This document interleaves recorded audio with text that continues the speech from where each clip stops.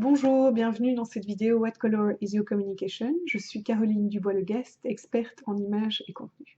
Donc aujourd'hui, j'aimerais vous parler de rédaction d'articles de blog et amener un sujet qui est vraiment très fréquent et j'aimerais une bonne fois pour toutes vous dire d'abandonner ce genre de pensée pour pouvoir vous mettre en action. Alors de quelle pensée s'agit-il? C'est le fait de croire que finalement tout a déjà été dit, redit et répété sur un sujet par des personnes bien plus qualifiées que vous et que finalement vous n'avez plus rien à dire, plus rien à rajouter sur le sujet et que vous n'avez pas voix au chapitre. Donc non, il faut absolument pas se dire ça et je vais essayer de vous le démontrer ici au travers de cette vidéo et de 3 éléments en particulier. Alors, premier élément, c'est que finalement, il faut bien se rappeler le format dans lequel on se situe. On est sur un format d'article de blog. Donc bien sûr, on ne va pas pouvoir traiter le sujet en profondeur, c'est pas vraiment l'objectif. Ici, on est là pour donner une présentation générale, pour donner des informations de première ligne, pour aider à décoder. Donc typiquement, moi j'ai écrit récemment un article sur la communication non verbale, donc j'aurais pu me dire, wow, tout a déjà été dit sur le sujet, j'ai aucune légitimité pour écrire dans ce domaine.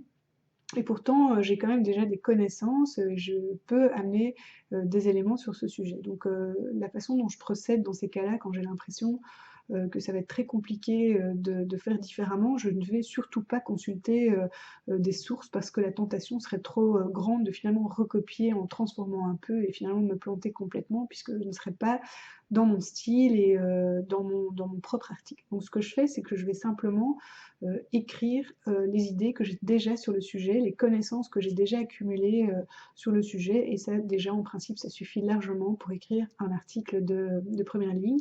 Ensuite, dans un deuxième temps, je peux réorganiser l'article et consulter l'une ou l'autre source pour m'assurer que voilà, je suis quand même, ce que je dis n'est quand même pas tout à fait à côté de la plaque.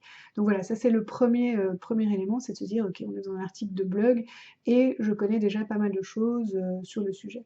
Le deuxième élément, eh bien, c'est de se dire que finalement, un article n'est pas l'autre. Peu importe la quantité, le nombre voilà, de papiers qui existent déjà sur le sujet, ce que vous allez écrire sera tout à fait unique et original. Pourquoi? Parce que vous allez y mettre de votre personnalité, vous allez venir avec votre subjectivité, votre vécu, votre expérience, vous allez illustrer vos propos avec des exemples inédits qui vous sont propres, que vous avez vous-même observés. Et puis, bon, la façon d'écrire, le style, la façon d'organiser vos pensées, d'amener le propos, c'est aussi quelque chose de tout à fait unique et qui fera qu'au final, votre article sera complètement différent de ce qui existe déjà sur le marché, j'ai envie de dire. Voilà. Puis, troisième élément, c'est cette peur de répéter ce qui a déjà été dit. Donc ça, enfin, il faut vraiment se dire que c'est pas un mal finalement, au contraire, c'est un bien parce qu'il faut parfois plusieurs répétitions avant de pouvoir se mettre en action. Moi, typiquement, il y a des choses que je sais pertinemment et je les ai lues déjà dans un livre, j'ai vu passer ça dans un article, j'ai vu un reportage et je me bouge pas. Et puis tout d'un coup, je vais voir passer un article de blog et hop, ça va être voilà la petite étincelle qui manquait pour pouvoir passer à l'action. Donc oui, votre répétition a une utilité dans cette espèce de chaîne relative à un sujet.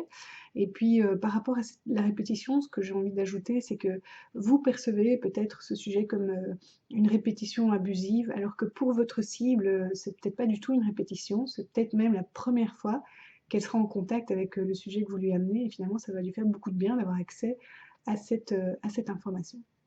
Voilà, donc j'espère que tous ces différents éléments vont vous aider à voilà, oublier un peu ce qui s'est déjà fait avant vous sur un sujet donné et que vous allez pouvoir attaquer ce sujet que vous ne pensiez pas pouvoir être capable de rédiger. Voilà, je vous dis à très bientôt et puis si vous avez des questions, n'hésitez pas à me contacter. À bientôt, au revoir.